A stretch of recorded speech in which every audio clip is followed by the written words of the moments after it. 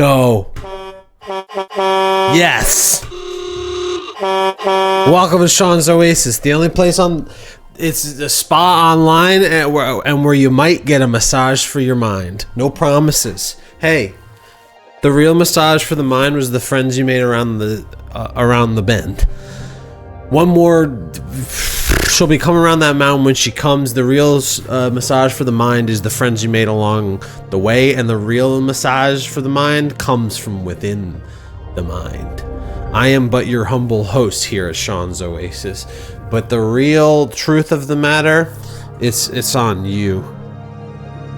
You gotta be willing to get the massage for the mind, right? You gotta, when you lie down for like a body massage, which is not the type of mind massage that we provide here at Sean's Oasis. When you lie down for a body massage, they ask you, how hard do you want it? And then even when you say, I want it medium or I want it light, they do it so hard and you're going, ugh, and they go, too hard? They sort of laugh and go, too hard? And you go, no, I'm good. I've got it. And that's the corporeal way of showing up for the massage. So, you know, you can bring a horse to a masseuse, but you can't make them get a massage. You know what I'm saying? Welcome to Sean's Oasis. What's on the docket for today? What's on the docket? I'll tell you, it's two things. One, this. I'm here to gab and riff and rant and rave. And I'm so deeply hung up about, because some of the stuff I want to talk about is probably not, I don't know if it's funny. I mean, what is funny? But some of the things I want to talk about, they're a little closer to real. They're a little closer to near and dear to my heart. You know, sometimes I come on here, it's just like, oh, the snow, so much snow. And that's it. But today I have some real stuff I want to get to regarding nostalgia, the passage of time. And after that, I'm going to play some music. That's right. Welcome to the debut episode. I didn't make a title card for it. I didn't make anything special for it. But today is the first episode of Big Music, which is the Sean's Oasis show format where most of the show is music. I don't think I'll be gaming. I'm on twitch.tv.com and they're not letting me game. They said two streams in a row of Yoshi's Island is killing your brand. They said Juan started saying to me, Sean, because not only is Juan a video editor for me, a lovely, wonderful video editor. Juan's work is always the best. Not only is Juan a video editor, Juan's also a producer and the devil and the angel on my shoulders, telling me, Sean, if you keep posting Yoshi's Island, people are going to start unsubscribing. Everyone's going to flip out. The people are sick of Yoshi's Island. I say, Juan, are you sure? And Juan's like, trust me, Sean. Trust me. No, I'm kidding. Juan doesn't talk about any of that kind of stuff. Juan and I basically just talk about the short form content that I've yet to post. Sorry, Juan. Sorry, Juan. No, I'm still developing the social strategy for Sean's Oasis. The point is, what's the point? What was I talking about? What was I talking about? Well, it's as good time as any, though. Let's take a cleansing breath, right? And I think oh yeah, now I remember what I was talking about. We'll get to the cleansing breath in a minute. Juan wasn't saying crap. Juan is always very supportive and kind. What I was getting hung up about, though, is like, I don't want to just be the Yoshi's Island streamer. There's more to me than just Yoshi's Island. And maybe that'll dovetail quite nicely into the themes of nostalgia and the passage of time that I'm looking to discuss here at Sean's Oasis. Is that enough of a massage for your mind for you? Is Capitalist Realism by Mark Fisher enough of a mind massage for you folks? I sure hope so. But yeah, we're not playing Yoshi's Island today. I'm gonna play it again probably next week. When will I return to the Wheel of Games? I love the Wheel of Games, but you know, I'll return to it. The thing I was missing most of all, though, was just playing the damn piano.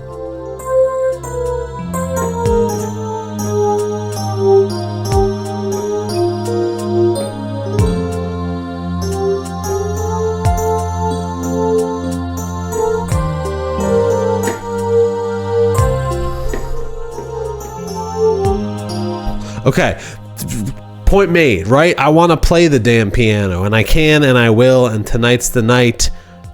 We're here to talk, and we're here to play music. But the point is, Yoshi's Island will return. The Wheel of Games will return. Gaming, the love of gaming springs eternal, but my thoughtful gaming time is being occupied by other projects that will come to light eventually. But for now, we're just going to do a deep cleansing breath, all right? If you're watching the... Hold on. Hold on. Hi. If you're watching the stream, you will notice that a beautiful blue lotus has appeared here before me. Yes? A beautiful blue lotus. If you're just listening to the stream, that's fine too. I'm just going to call out in and out, and I'm going to need you to breathe in through your nose and out through your mouth like a blow motion. I don't know how to describe how to inhale through your nose. I want you, while you're breathing, to think about how the wind feels on the inside of your nostrils, how it feels, how the exhale feels, how the inhale feels. We're not counting anymore. The counting happens. The lotus flower is timed out to 5 seconds apiece for in and out. So I'm just going to say to you, in and out. And when I say in through the nose, out through the mouth, all right? You don't got to worry about a thing other than breathing and thinking about your breathing. All right, we ready? And when this lotus closes up, which is right now, I'm going to say in, out.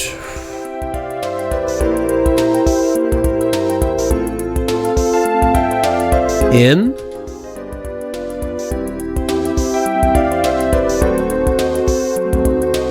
out.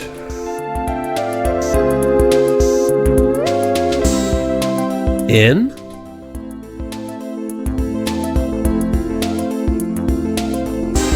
out.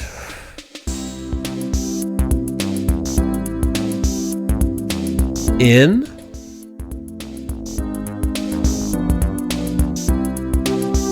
out.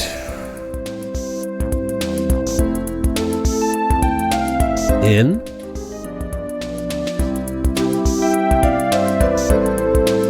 out. And that's it. The greatest trick the devil ever played was in... I really want to say that part of it, but the big trick that I've played is that the massage for your mind has already happened. Because when you are mindful of breathing, you're getting your mind and your body realigned. Sean's Oasis, a spa online and a massage for your mind where you can get your body and mind realigned. It's that easy. So what do we got on the docket for today?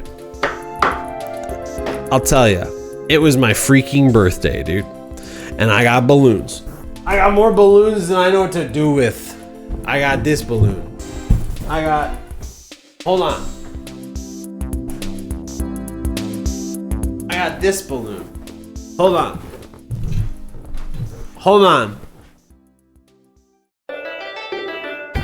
I got this balloon.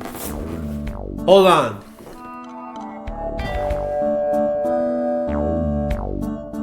I got this balloon, which is the small version.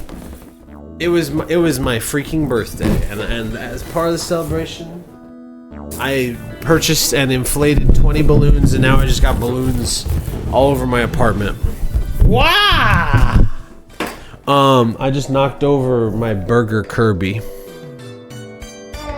The child has been knocked over by a balloon. Yes, that's right. It was Sean's Oasis. It was the birthday at Sean's Oasis this past weekend. And when everybody's asking me, how was your birthday? I have not been able to not tell people it was stressful. mask off. Planning a birthday party at your home where you have to host a bunch of guests and make sure that everything's all clean, that everybody's fed and happy and socializing, and it's like work.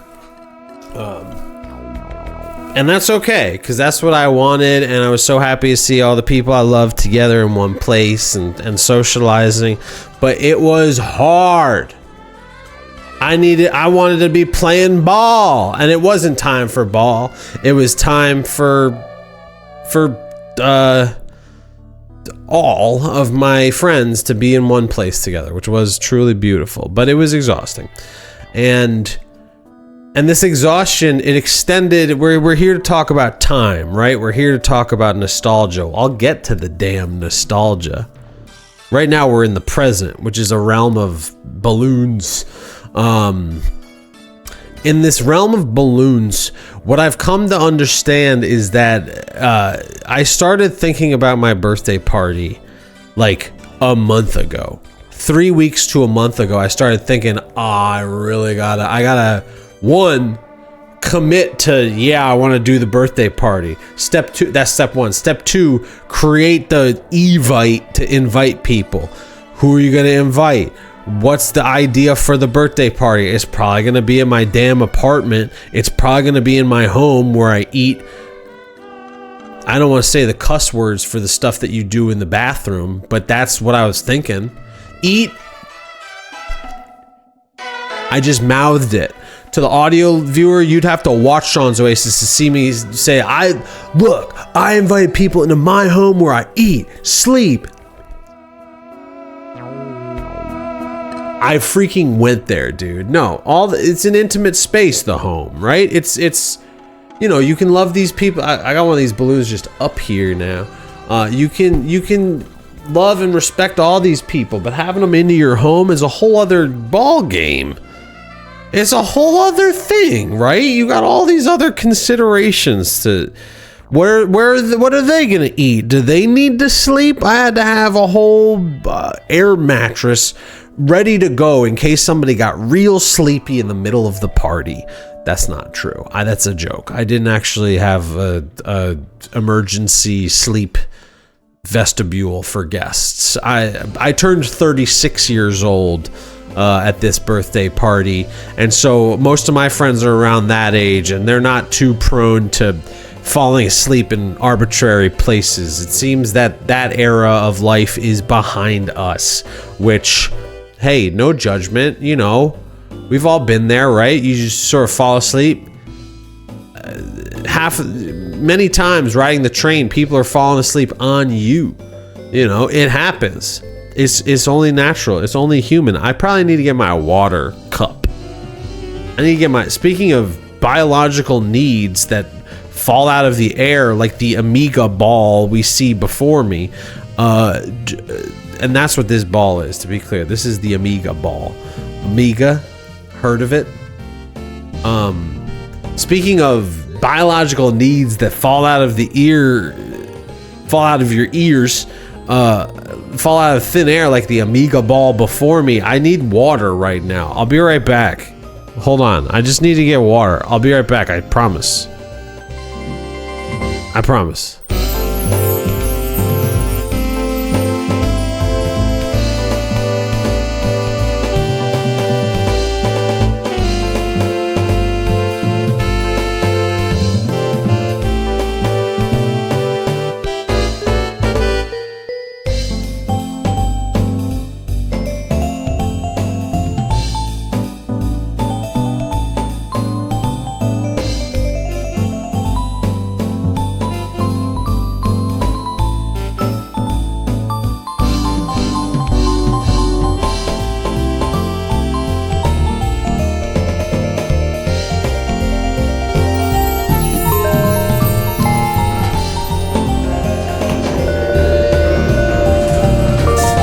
Look, the BRB room is you got to take an elevator to get to it, okay? Don't worry about it. I didn't really think through how to get from BRB back to this view. Hold on. Figure out how to get from BRB back to welcome. Don't worry about it. So, you got 1 million people in your home. What are they gonna eat? What are you gonna do all together, right? Why isn't this? Oh man, where's my pencil? Why aren't I drawing? I'm not pleased. Certain things are not working out the way I planned. Things are turning out the way. Oh, I've got erase selected. So, okay, beautiful. All right, but then why is it translucent? Why am I not at 100 opacity? What is going on in this world? All right, there we go. It's all been figured out. That's just fabulous. So what do you do when you got 1 million people in your home and they're all pounding their fists on the table and saying, Sean, I want to socialize. Sean, I don't know anyone here. I said to a friend of mine at the party, I said to him, you don't know anyone here. I said, I'm all you've got here. Like, you gotta... I started messing with him a little bit. I started saying, like, you gotta be good to me. You got no one else here that's got your back. You're and truly, there's a few friends I invited who were more or less disconnected from the rest of the group, you know? The group. How do we define a group? You know? How do we know who's in and who's out? In a world where everybody can love one another. In a world where we are all brothers and sisters and siblings of every stripe. How do you know who's in and who's out? That's the real stuff, right? Trying to figure out like how to... That's the real birthday party stuff. How do you figure out how to get this person talking with that person? I think maybe I just kind of like doing that process. I really got into at the birthday party, just like starting a conversation between two people and then leaving. Like just trusting, okay, they've got enough to talk about. It's in their hands now. And more often than not, it went pretty well. I think people had a good time. I forgot what I'm talking about because I'm pretty focused on this Bart and Homer right now. Bart's gonna be just like hands in pockets Bart. This is gonna be Bart, like if Bart had his hands in his pockets. Right? And pants. And Homer's maybe, who knows what Homer's doing. But the point is I was gonna try to draw Homer's hand on my shoulder, but I was afraid it wouldn't it wouldn't play, you know? Does that play? Point is, my birthday, I think, was pretty good. I think the party itself, people had a nice time. I got a bunch of good feedback. There was pizza. My friends helped clean up at the end of the party. Isn't that nice? My neighbor, who I'm kind of friends with, but not friends enough for me to invite him to the birthday party. At a certain point, I was taking a break outside, and he walked by with his partner, so I even got to see him, which was nice. But what's my point? What's the broader point here? All this time management. It's time management in the short term, and then bigger picture. I think anybody who has had a birthday before. Oh, and I forgot to say, don't look at the schedule right now. The schedule is not to be believed on this session of Big Music. That's just a production note. But anybody who's had a birthday recognizes what happens on your birthday, right? You start thinking about the past. You start thinking about the future. You start thinking about like, I'm just 1 year closer to death, right? That's what people say. That's what they worry about. Just 1 year closer to death, or 1 year away from the best days of my life, which was the ages of 7 to 10, when I had not a care in the world. And that's where my whole cynicism about nostalgia comes in. Well, not even cynicism, but just because, like, nostalgia is just something we experience, right?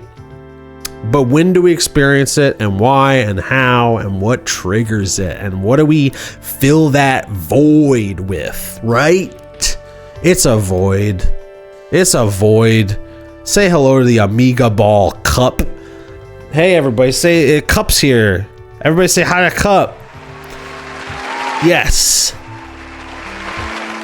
So clearly, there exists in us a void, and the Amiga Ball ain't always gonna be the right shape to fill it. No, but the void is what's the void? Everybody's void is probably different, right? I got Cup between you and me.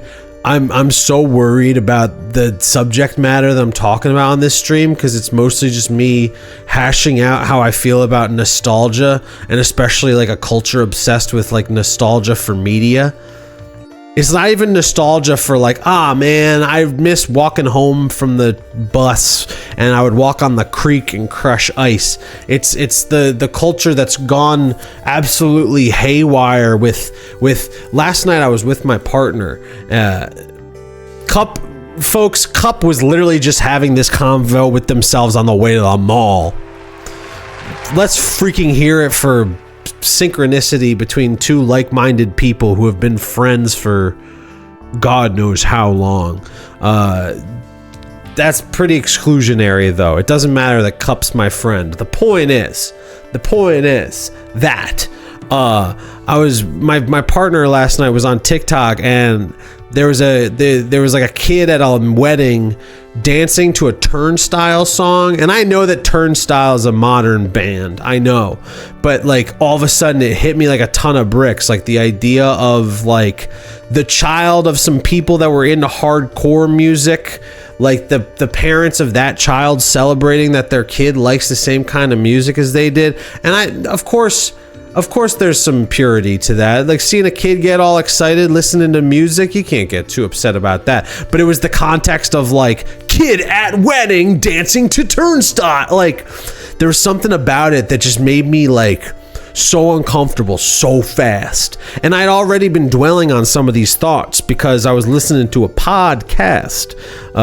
Cup says, I was thinking about people who wish they were in like a cartoon world. I mean, that's kind of fun. As you can see by Bart and Homer behind me, maybe the truth is a little closer to me than I'd like to admit. I'm Eddie Valiant, and my brother was killed by a toon. And yet, nevertheless, I'm physically attracted to toons. Call me the modern day Eddie Valiant, because I'm freaking nostalgic for Who Framed Roger Rabbit. Why didn't they ever make a Who Framed Roger Rabbit 2? Hey, chat, how come they never made a Who Framed Roger Rabbit before Bob Hoskins kicked the bucket? Why come they never did that? I would have showed up day one to Who Framed Roger Rabbit. I would have showed up Who Framed Roger Rabbit. Who? I really like the sequence in Roger Rabbit where Christopher Lloyd is doing the like shave and a haircut, and he's knocking on the wall because he knows a cartoon can't help but fulfill the shave and a haircut 2 bits. Oh, it's so good. That's so funny. Nostalgia, right? I want to live in a world where all I have to think about is Christopher Lloyd performing shave and a haircut 2 bits. I want to live in a world where Homer and Bart are my friends. I want to live in a cartoon world, man. No, what am I talking about? What's the line between like loving art and media and just diving deeper and deeper into nostalgia in a way that I saw a line earlier today. People want to be friends with Homer and Bart, says Cup. Come on. I'm going to read the line that I saw today. Y'all ever watch that Meditations for the Anxious Mind? So my partner sees this TikTok. I feel a certain type of way seeing a like kid at wedding dancing to music that daddy like. It's you. I'll send it. We'll offline this one, pal. No, I was thinking about showing it during the show, but I kind of don't want to show like just videos by people I like at Sean's Oasis. You know, that doesn't. I did that once and it felt really weird. I'll do like a clip from waiting, for Guffman. That's sort of the like line in the sand, because that's like a scene from a movie. Playing just like some other content creator's content, like that doesn't feel right, I don't think. But the point is so my partner's watching this thing, I react, I start trying to hash out with her like, this is why this makes me uncomfortable, and she's the freaking best. So she's just like, why do you feel that way? And I'm like, is this fucked up? Am I being a fucking hater? And she's like, I don't think you're right being a hater, I think you're just thinking through it. And I'm like, I love you, baby. I love you, baby.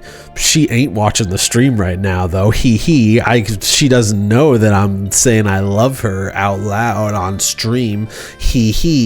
But no, it's so because I was wigging out thinking about nostalgia, I was like, I gotta find whether Frankie McNamara, the host of Meditations for the Anxious Mind, this Irish guy, I gotta find if he made a video about nostalgia, and he made a video called Aphex Twin Fans, and it's all about like people pining for the future that never arrived vis-a-vis the potential of Aphex Twin's music, and how young people are diving, even like it's one thing for a dad to be pining for Aphex Twin, and it's another, and missing the rave days, but then it's another thing for like the new generation to be like pining for a life that like they weren't even born when Aphex Twin went.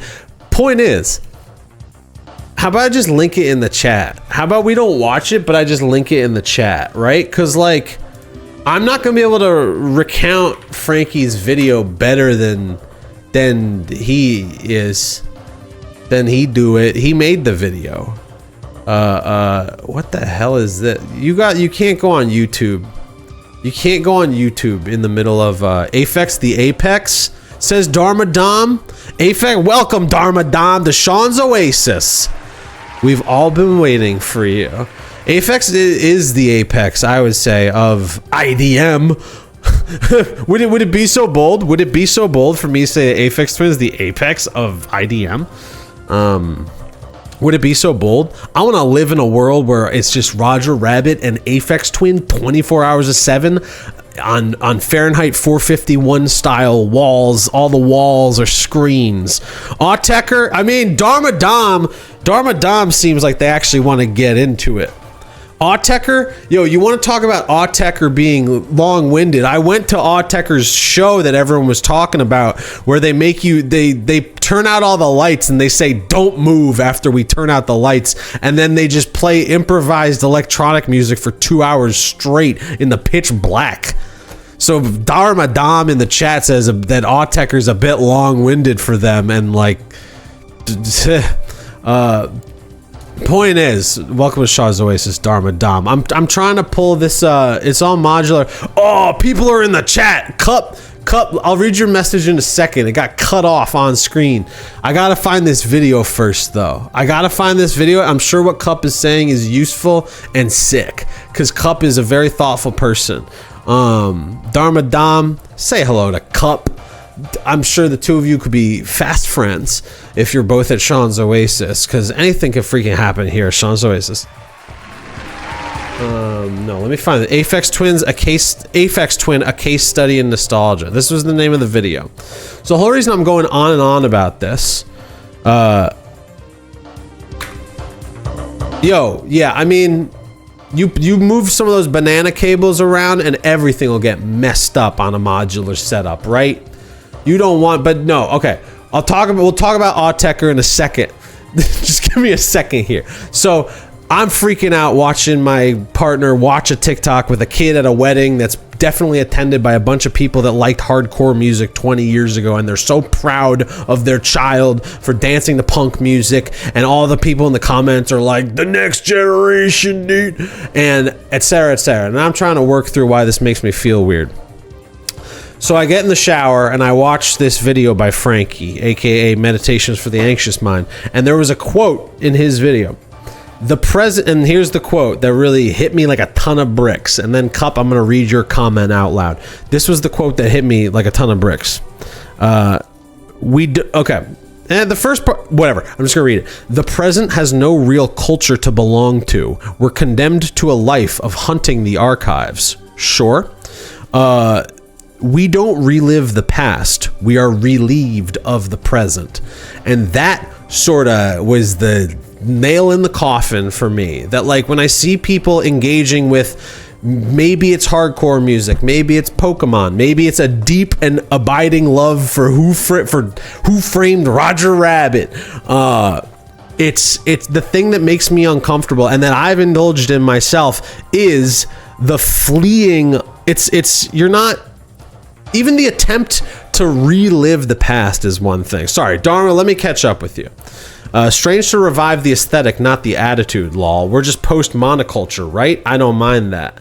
I don't mind that either.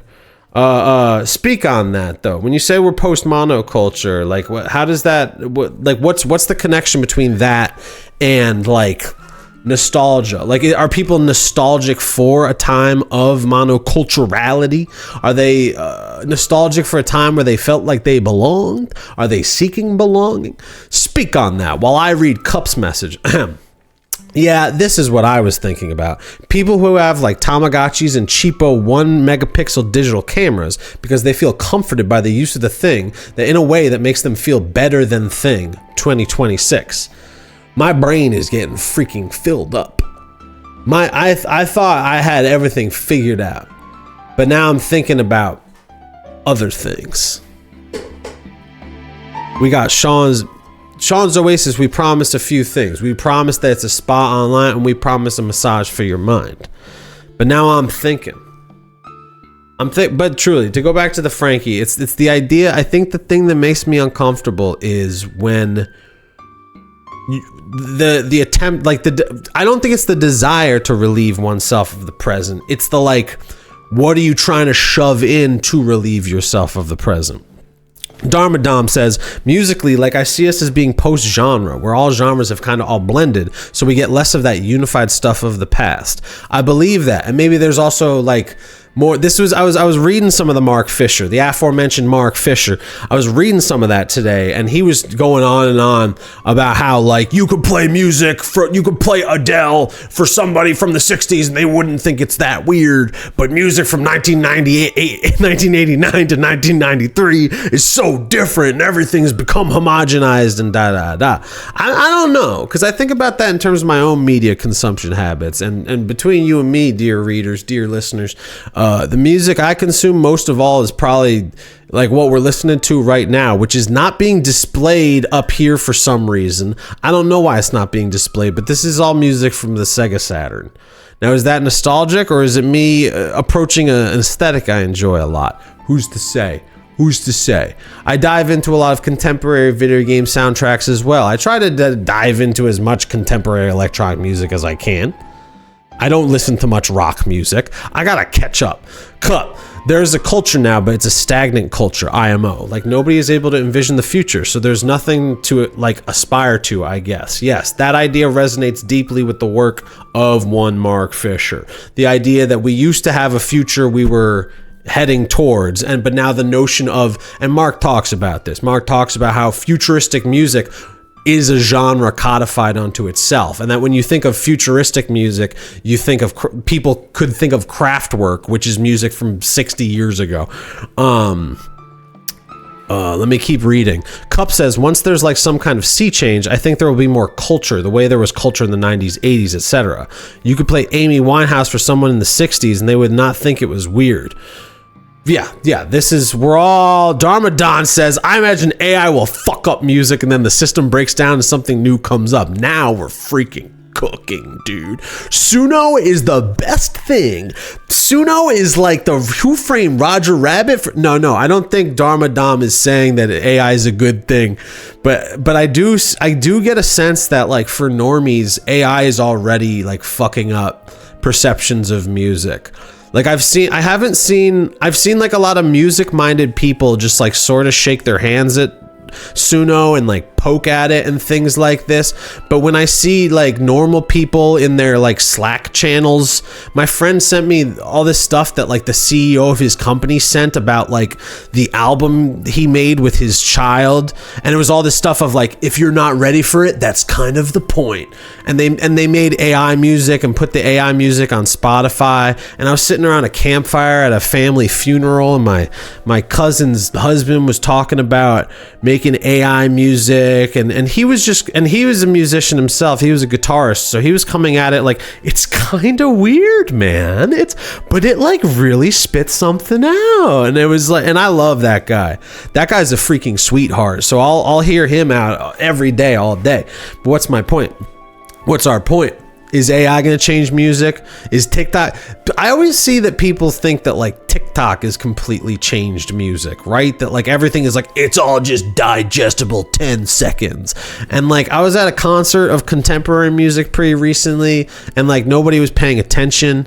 But I've been to movies lately where nobody's paying attention. I don't know.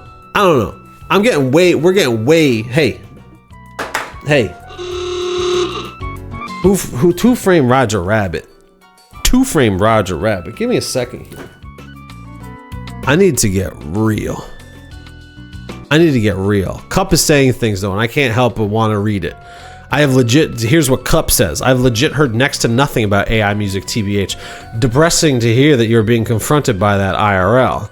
What the hell is ringtone? Oh, ringtone era? Akon writing songs for the ringtone snippets? Those are good. Hold on, that makes me want to like play Akon ringtones. Hold on. Wait, hold on. This is what we're gonna do now. Sorry, I still have to bring in I haven't even brought in the big topic. Hold on. We're gonna bring down the Sega music. Hold on. We're going to pause the Sega music, and we're going to be listening to some T-Pain.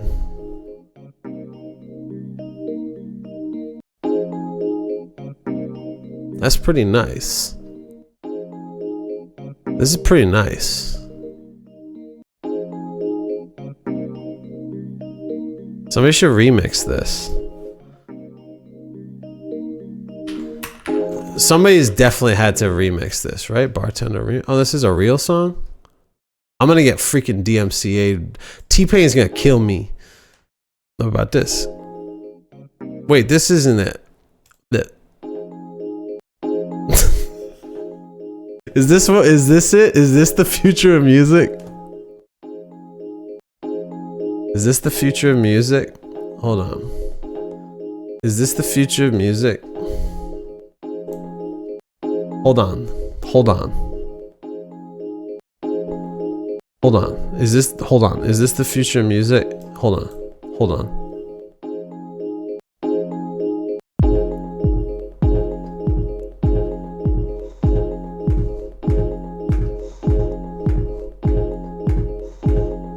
Is this the future of music?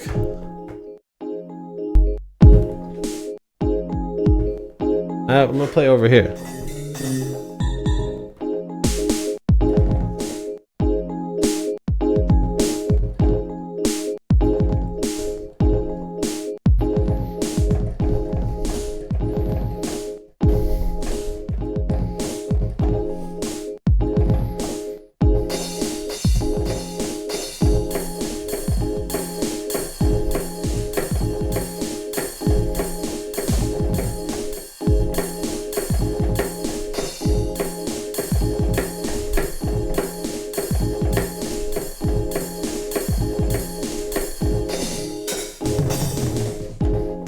Okay, we need the Akon to stop. Also, the robot's trying to tell me, Dharma, yo, Burial, check this out.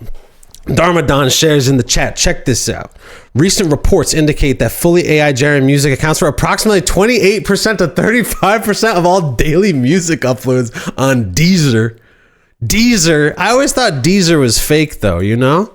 Whenever I was uploading music with my friend to like the site that would send it everywhere else, we would go Deezer. We would say, what's Deezer?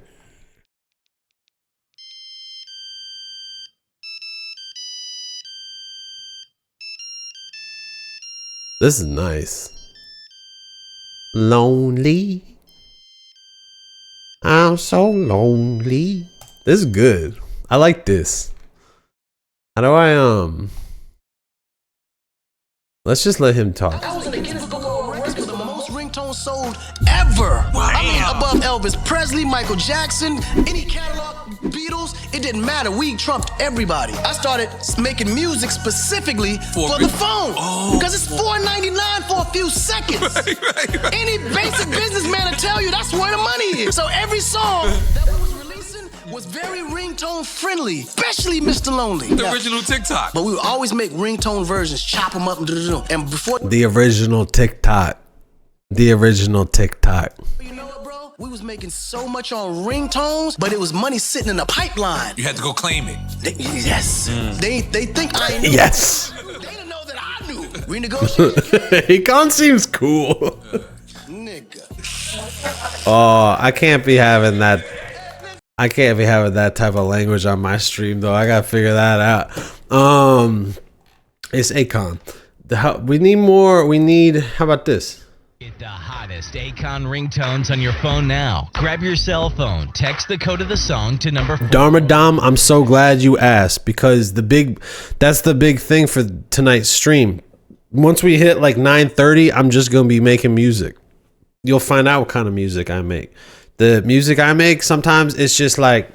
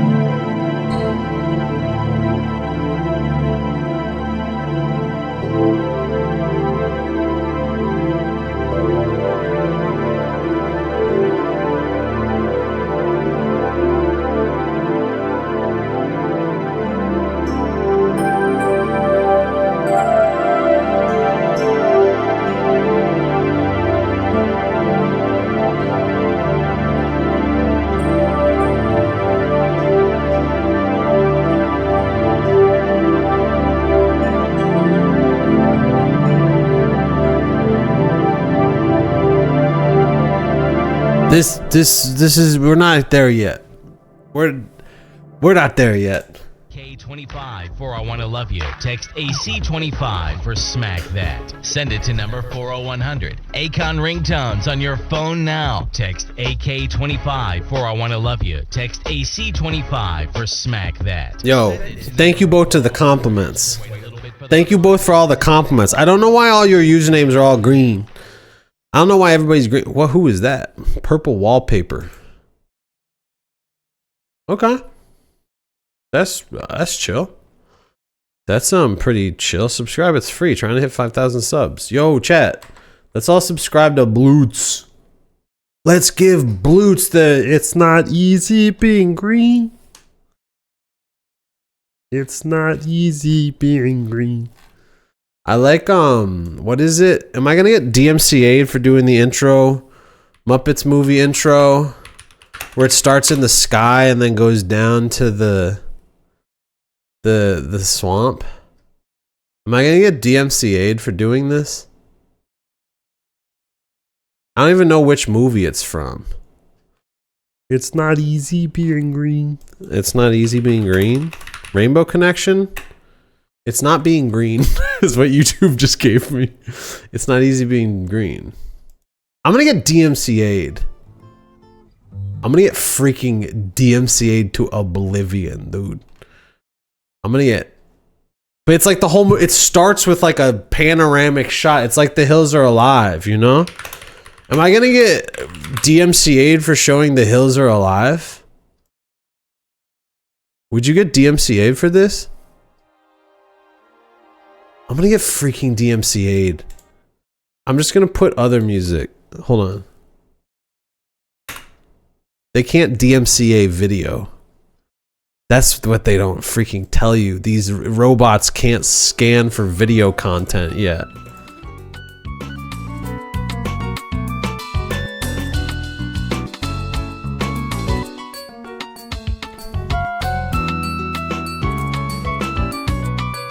Yeah, dude.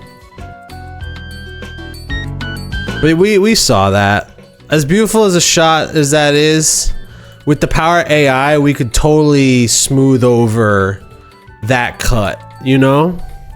With the power of AI, this would be seamless. With the power of AI, this would be seamless. And that's why I'm so excited about the future of technology as it applies to the art making process. It's easy. It's not easy being a purple wallpaper. Is it Rainbow Connection, the one that starts with the swamp? Rainbow Connection, Kermit. I swear I have a point to get to about nostalgia.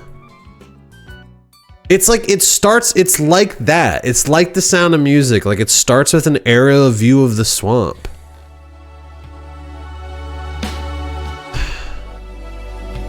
Forget it. Forget it. Cup tried watching the Super Bowl on here, but nobody was cool enough to be posting it even with the sound off and then reacting. That's a bummer. Talk about the monoculture, right? We talk about how the monoculture is dead, and yet everybody love Avenger and Super Bowl. Okay, so where was I? It was my birthday this past weekend, hence the balloons. That was a big, long... It's all about freaking Frankie McNamara said it. We don't relive the past, we are relieved of the present. Frankie McNamara, Meditations for the Anxious Mind. Talk about an anxious mind. Getting ready for my birthday party, I was stressed out to heck and back. I was stressed out. So, and I was thinking about the past, thinking about the future, and da. And lo and behold, in and around my birthday, I started being drawn like a siren's song. And maybe it was just something in the water. Maybe it was something just in the monocultural. Maybe there was something in the watering hole. Because I think Pokemon Day was the other day, and I've sort of tipped my hand that what I found myself fixating upon was Pokemon. And not just any Pokemon. I'm talking about Pokemon games that, but even this is, and this isn't about me trying to like get off scot-free or whatever. It's more about like, what does the mind do when it's tired and scared and doesn't want to make any choices? I got a crystal clear example of this from my personal life, from like when I was unemployed, when I was like, how old was I? I was still living on Ellery Street. So that would have been like 2015. I think 2015. I was 25 years old. I was unemployed. I watched the entirety of Breaking Bad, deeply unhealthy behavior. Binging Breaking Bad while freaking unemployed. Like that's, I can't be Cup knows Ellery Street. Binging the entirety of Breaking Bad while unemployed, that can't be healthy behavior. But amongst that same amount of time, I found myself playing Super Mario Sunshine for the Nintendo GameCube. By all accounts, a beautiful game. I could talk about what I love about that game in a modern context, in a thoughtful, personal context, in a way that's not just like, I loved that shit, you know? But the point is that at a certain point, I found myself diving so deeply into the Super Mario Sunshine that it deprived both myself and the Super Mario Sunshine of meaning. I was so desperate to relieve myself of my present circumstances that I was just diving headlong into like, well, this Mario game's pretty good, and I wasn't even enjoying it. It's a game that can be enjoyed. It's beautiful. You're on a beach island vacation and you're spraying water all over the place. It's so much fun. I see a message from Darmadam. What if you need to go Heisenberg mode in real life? Now you can channel it. That's an interesting thought. That's an interesting thought, Darmadam. That is certainly an interesting thought. With the power of AI, we can all be a Heisenberg of our own design. So this past week, smash cut from 2015 to 2026, I was so exhausted from my birthday, I started diving into all these different Pokemon things. I was playing Pokemon Mystery Dungeon, which is a Pokemon game where you wander around in a cave and you are a Pokemon. I dove for hours into Pokemon Unite, which is a Pokemon MOBA. That I genuinely love playing that freaking thing. I could play that thing like clockwork, you know? But then lo and behold, the Pokemon thing I discovered that really made me get very emotional in a cathartic, meaningful, contemporary way was the one, the only Pokemon... Get out of here, Bart and Homer. Pokemon Concierge. Have we seen this? Do we know about this?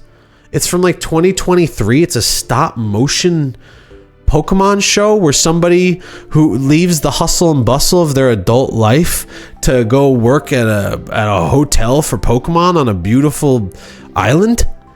And the show, from what I can tell, is about learning how to like let go and focus on helping others. It seems pretty good. I got really emotional while watching it several times.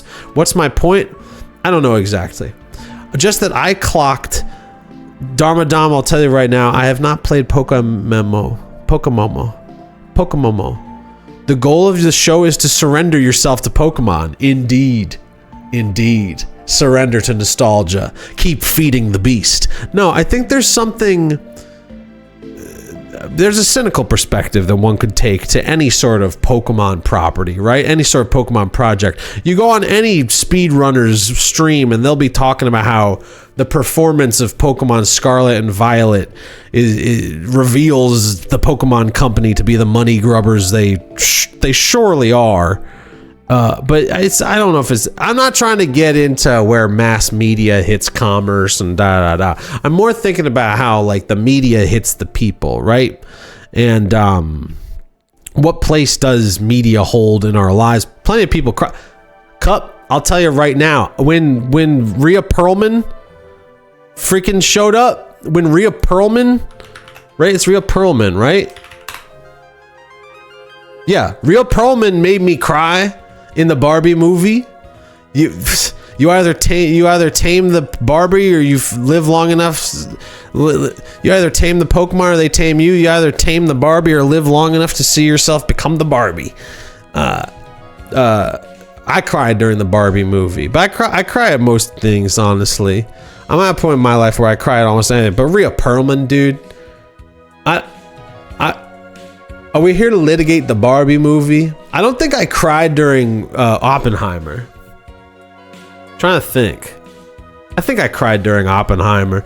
Anyway, I cried when he made the bomb. When Oppenheimer made the bomb, I went, no, don't you do it. No, I don't mean to be making light of the fucking... Do we want to actually talk about Oppenheimer? No. I want to relieve myself of the present. Cup says it's not to say that I'm dumb for crying at the Barbie movie, just that people can make very emotionally touching stuff but have to hitch it to something like Pokemon or Barbie. Now that's an interesting angle, that like given the world we're in, the media that we consume, well, that's a whole other angle of like what rises to the top, what catches attention, what gets funded, Sean's Oasis. Darmadam, let me ask you a question. How did you come to find Sean's Oasis this very evening? How did you encounter this stream? Because I'm beside myself. I've got a whole social plan. I've got my friend Juan, and Juan's not my friend. The meditation tag, that's cool. That's cool, Dharma Dom. Oh, cool. That's a good tag then, I suppose. I did 5 cleansing breaths at the start of the stream. You can do a cleansing breath along with the timing of the lotus whenever you wish. But that's cool. That's good. That's really inspiring. I'm so glad that you found it that way. Cause like so much about making media right now is just like, how do you make anything? How does anyone notice anything? Cause like a lot of what I'm talking about is like how people consume media, but I also wonder about like, what does it mean to be an artist right now? What does it mean? What's it ever meant to be an artist? But like, how do you slam your body and soul against a wall over and over and over, hoping that something catches, and then you start to make a video analyzing why Pokemon is actually dark. You make a video analyzing what Who Framed Roger Rabbit would be like if Detective Pikachu was there instead of Eddie Valiant. Hold on. I just had a dark idea. I just had a terrible dark idea. Hold on. Cup is threat detected. I'm being hacked because I typed in the wrong YouTube address. Optimum. Detective Pikachu. Who Framed Roger Rabbit? Right? This exists, right? AI has done this. AI did this. What about just Detective Pikachu Roger Rabbit slideshow? Maybe this is it. Maybe this is it. New video. Where's Detective Pikachu though? Alright, cool. Yeah. Yes? Yeah. Okay. Yeah. But where's the Roger Rabbit? Oh, where's Roger Rabbit though? Okay. Where did Roger Rabbit go? Can we get Roger Rabbit back on the screen? That's Pichu. There we go. Roger Rabbit, baby. This is what I was looking for with this post. Oh, that's Christopher. Oh.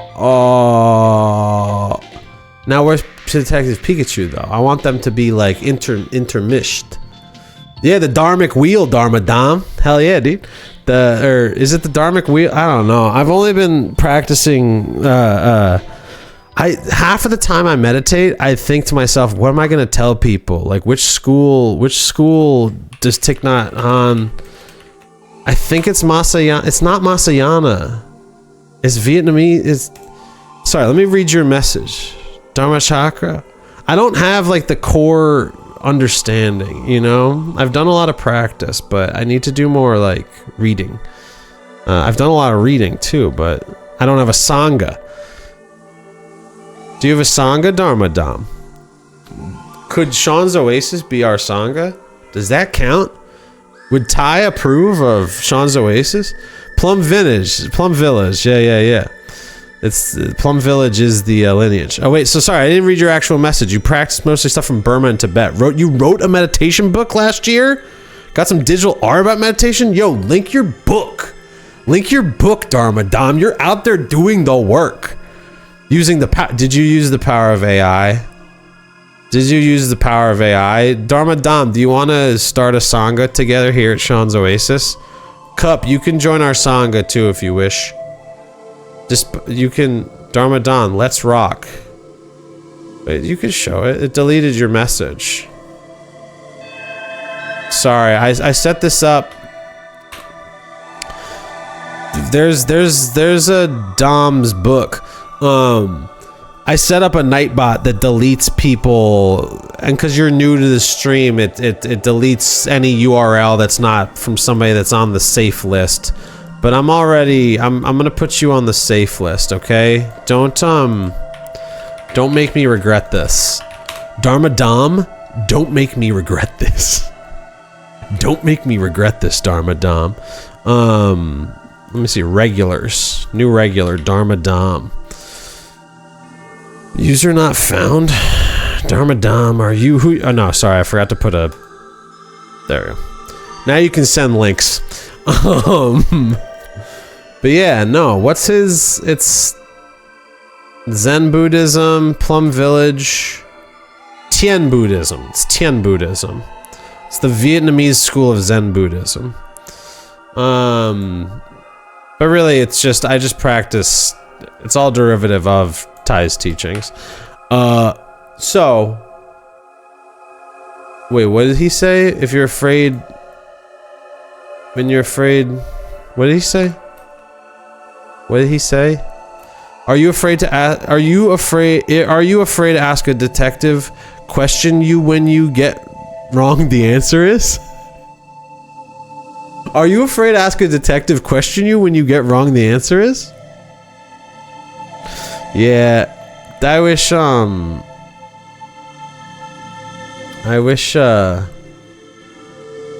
wish they had made an AI Detective Pikachu though, you know?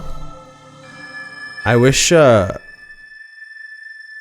Mahayana roots. Yeah, Mahayana is the thing I was always like trying to be like, I need to have this.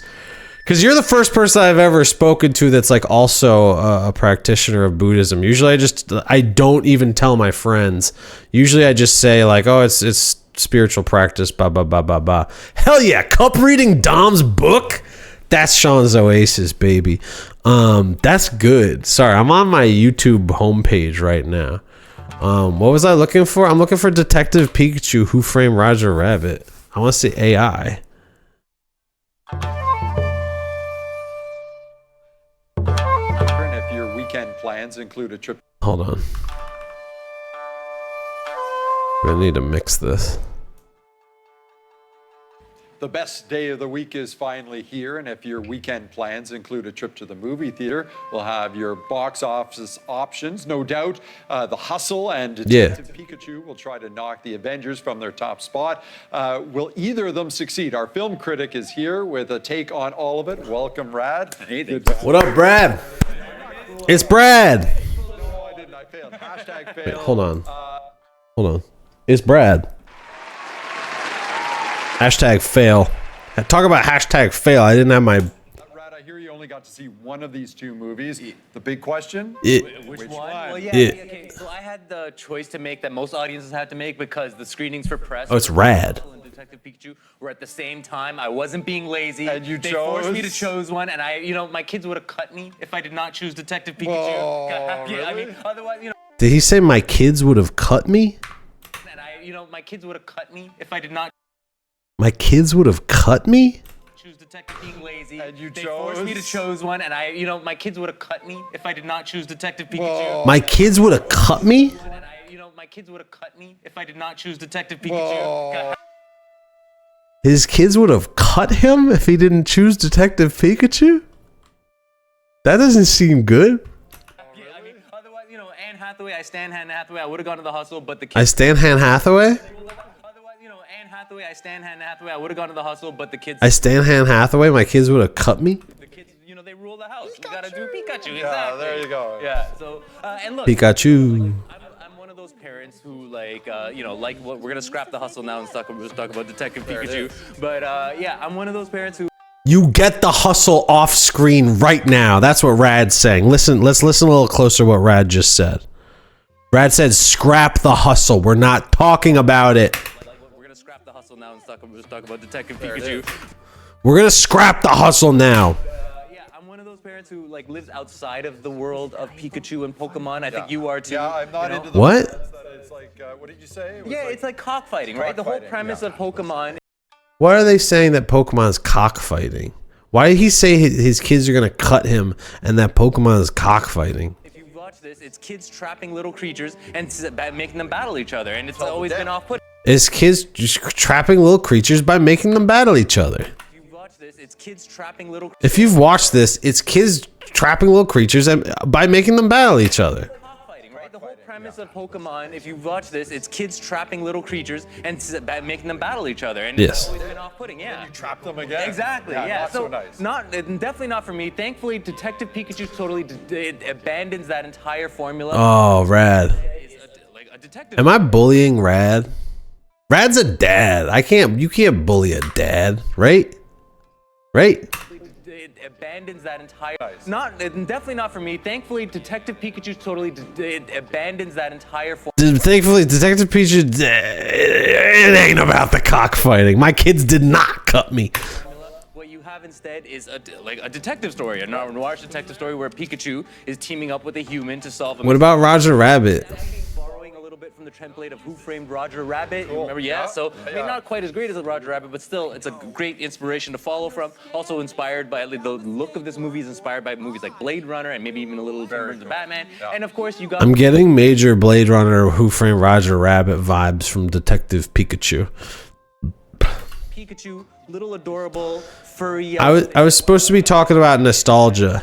So is it like Pikachu? And then like, hi, I'm sexy Ryan Reynolds? Yeah, also some people are hearing Pika Pika, and then the other ones are hearing basically Deadpool, but the PG version of Deadpool coming out the mountain. Ooh, Yeah. is there an R-rated version of this? Well, yeah, we are waiting for the R-rated cut of Detective Pikachu, where Pikachu just goes full. He uses that lightning tail for other things, but What other things? What other things? What are we waiting for? Family Nah, television. but yeah, so no, like, look, Ryan Reynolds was funny. I think what I really enjoyed about this movie, though, is that, you know, the best jokes is where Ryan Reynolds' Pikachu would poke fun at other Pokemons and look at how ridiculous and absurd these characters are, because it acknowledged my feelings about these characters. I like think- Mr. Mime and stuff. Like, these things are ridiculous. This movie acknowledged that. Charmander, come on. Yeah, I love exactly. Charmander, yeah, right? but meanwhile, my son, like, you know, it was the fan service for him. So for him, this was the greatest movie ever made. Absolutely. My boys have the encyclopedia. They know every name, what their Exactly. powers are, how they progress.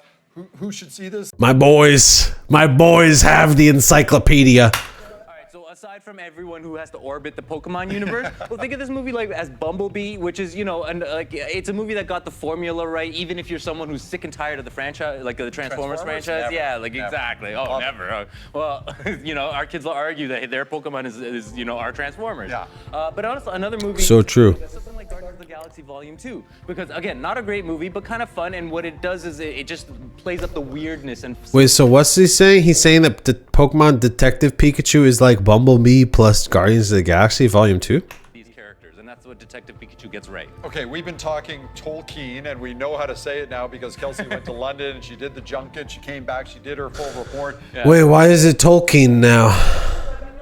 You know, it's You guys because, might fight after. well, maybe. Did Kelsey love this? I don't know. She loved Did meeting the cast. She loved meeting the cast. Well, you know what? Look, this I think, okay, we're at the portion of the show where I'm supposed to be playing music. And that's what's going to be happening for, hey, everybody. Hi, everybody. So in conclusion,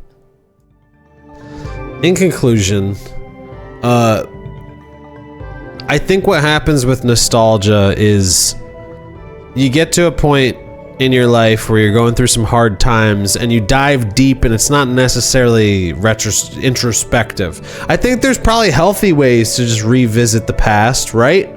And I was gonna try to link this to the themes of Toy Story 2, but whatever. That we'll talk about that later. Also, this morning I was on a packed train and it was really uncomfortable, and all I could do for me and my partner to make it more comfortable was to just talk about SpongeBob the whole time, which again it activated the same conclusions I was drawing about my birthday planning and the Pokemon obsession of the past few days. That, like, you go through some hard times, and then you end up leaning into stuff that makes you comfortable from the past because you don't know where else to turn. You turn to familiar habits. You push the button to get the thing you want, whether that thing is an Amiga ball or a Bulbasaur that's made of felt that will give you a lay. It's like a sine wave. The peak is the anxiety of the party, and then the bottom response is the diving into the comfort, pain, and on it goes. And I think that's kind of what bums me out about nostalgia sometimes. I don't know if I put this eloquently, but whatever. Hopefully it was a massage for your mind. We're going to head on now over to the musical portion of the program. This it's just going to be chill. It's just going to be, I'm going to be off mic. I'm going to be performing music for, the next, I guess, 55 minutes. I've never done this exactly before. Usually it's like I split up the music into different sections and things like this. But this one's just gonna be like a raw, and Darmadam might like this one. This is the meditation music portion of the program. The music will be pretty low key, if my ideas are to be believed. And then around 10:30 I'll come back and say good night and good luck and farewell. Thanks for coming on down to Sean's Oasis. If you ain't here for the end of the musical portion, that's okay. But come back 8:30 p.m. next Tuesday, Eastern Time, 8:30 p.m. And we'll do this all again. Like I was saying earlier in the stream, I'll be playing Yoshi's Island next Tuesday. I'll get back to that good old Yoshi's Island. But for now, we're just gonna head on over to the musical dimension, the musical realm. So I forgot exactly how to do it. Just give me a moment. But yeah, thanks for coming on through, and have a good night and a blessed week. And I'll see you on the other side. What's up, Marty? Just in the nick of time to say hi. Welcome to Sean's motherfucking Oasis. Marty, I saw that you were working on like a documentary film or trying to get funding for that or something. If you want to throw a link to that in the chat, go for it, brother. Freaking go for it, brother. You want me to look? No, I'm gonna be rude again. I'm gonna be rude again for a second. I like I like Dan Lopatin's music a lot, but some of it always makes me uncomfortable. And then the other day I started watching a video with Dan Lopatin, and at the start of the video he went, all right, what am I shilling for? And it was just like, oh man, like this is why I can't fuck with this guy. Like I can't make a joke about like, okay, what am I shilling for? I was about to say like, Marty, I'll shill your book, but I was only even thinking about shill because I tried to watch that Daniel Lopatin video where he said, okay, what am I shilling for? I don't want to be a hater, but I gotta speak my truth. All right, it's time for music. Like I said, Marty, if you want to share stuff about whatever you're working on, go for it. But other than that, I'll see you guys at 10:30 to say goodnight and good luck. But for now, it's time to relax and breathe.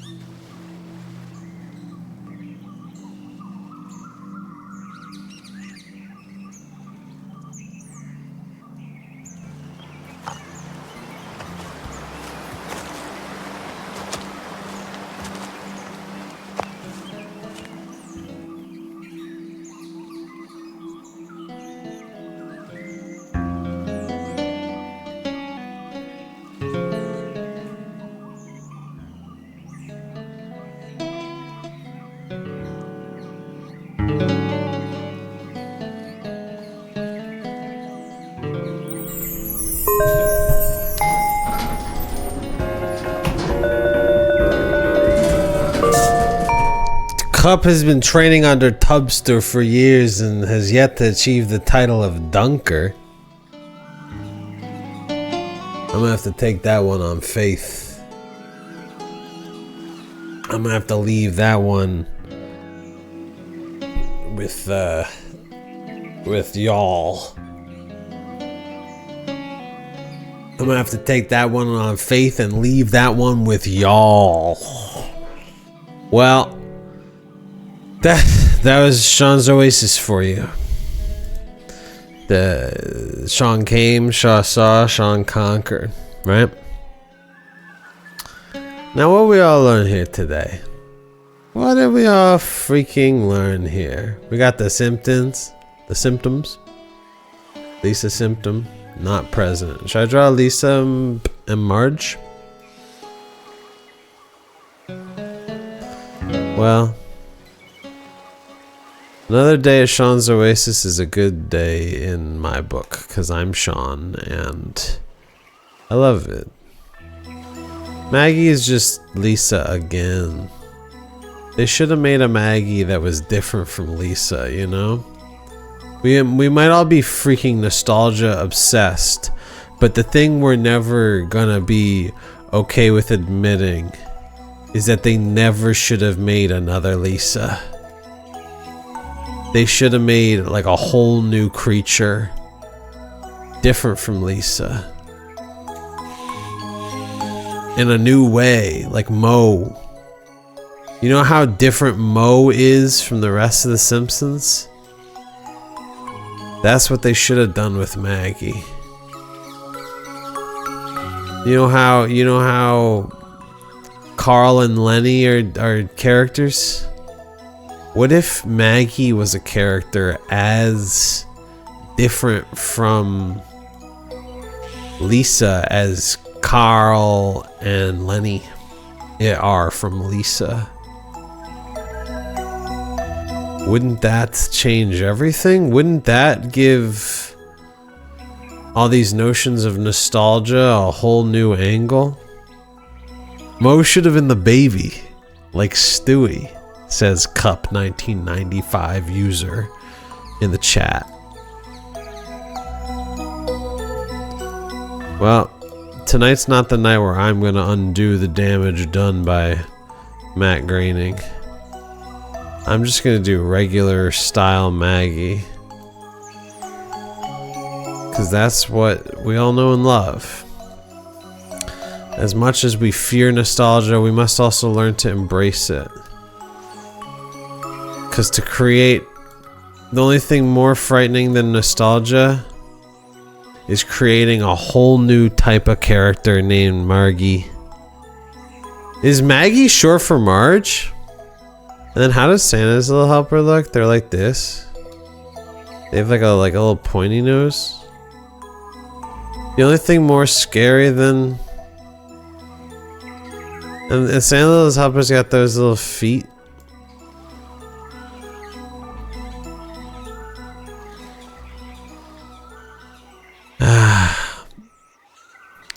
How would you phoneticize the noise of Maggie's pacifier?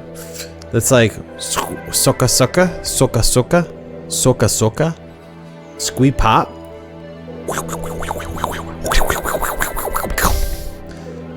My favorite moment of The Simpsons is when Maggie learned how to go.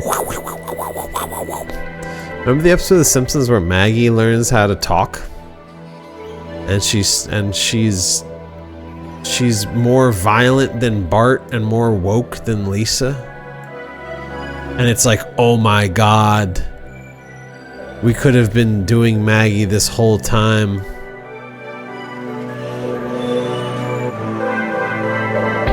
We could have been doing Maggie style. We could have been doing a whole new style of Simpson that's all about how Maggie is on some other shit. That would have been good. Instead, we're stuck with the boring old Simpsons from forever. It's too bad. It's just too bad. Well,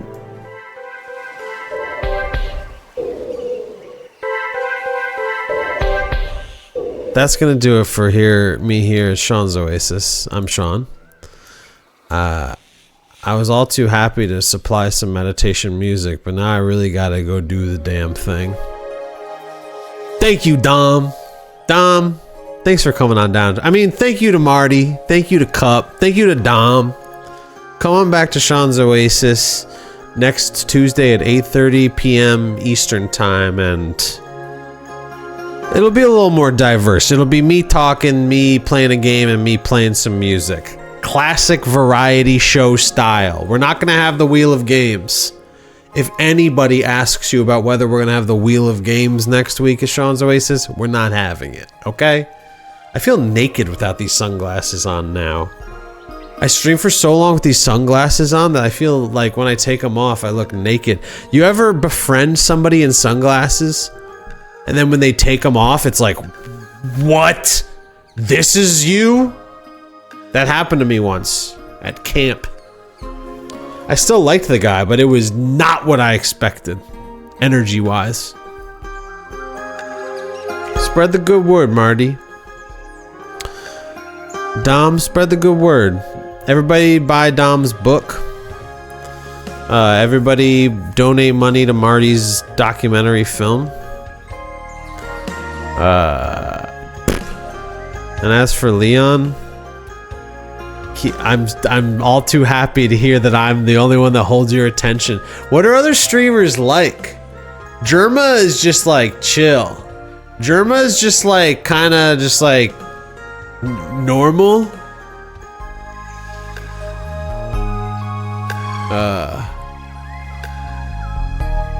Germa is kind of just normal. And then every other streamer is like the scariest guy, or it's like bathtub streaming. So I'm hoping to carve a more peaceful sort of middle road, a sort of a Maggie sort of middle road of Simpson, as violent as Bart and as woke as Lisa, the new type of Maggie. I mean, playing games is fun. Games are cool.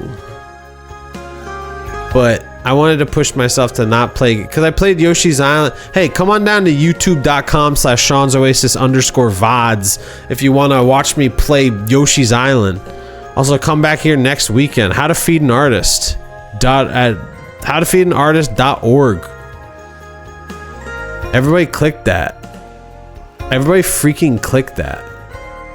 And everybody freaking click on Dom's book. I totally vouch for Dom's book because Dom was pretty chill in the chat. That's all it takes. When Twitch user Cup1995 said art is all about being friends with people, little did they know. I'm starting to realize how much of being an artist is about having friends and making friends. Buddy, yup. The only way we're gonna grow is together. And what is friendship but community? Have a good night, everybody.